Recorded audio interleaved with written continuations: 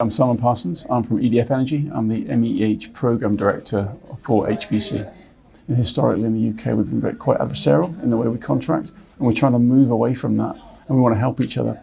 So innovation itself actually is just in the way we behave with each other to make sure we can collaborate to do the right thing for the UK and not what's right for the client or what's right for the supplier, which I think in itself is quite innovative. On MEH, we have come up with a very innovative supply chain strategy, which is an alliance in strategy, which essentially is a liability-like form of contracting, which is quite difficult.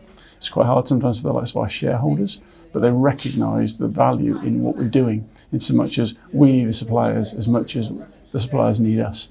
And as long as we have that mindset, we will then innovate different supply chain solutions.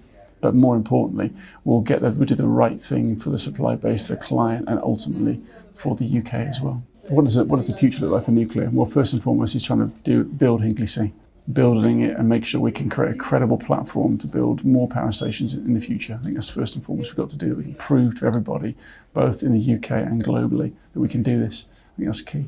Second thing then is we then take that then into Sizewell C, Bradwell, possibly Wilbur as well, and create that platform from Hinkley to do more and more and more and get people to believe that nuclear is the right thing for the country, and it can be built at an affordable cost. Skills is really key for HPC. It really is. So we'll need thousands and thousands of people to work on HPC. We talk about numbers like 25,000 people will work on HPC.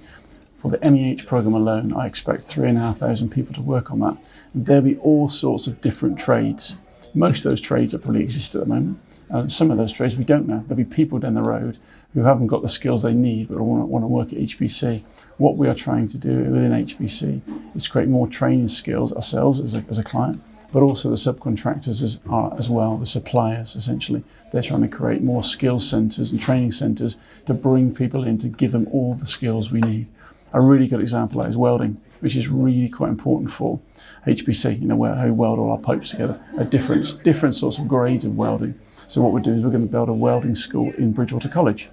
So all the skills and all the competencies we get from all of Europe and the UK, people will come on through that welding school and either be refreshed or be trained in their ability to weld pieces of pipe, which is a fundamental thing for us here at HPC. Skills is really important. I think the UK is responding, and the UK supply chain is responding really well to actually meet the demands of the nuclear programme going forward.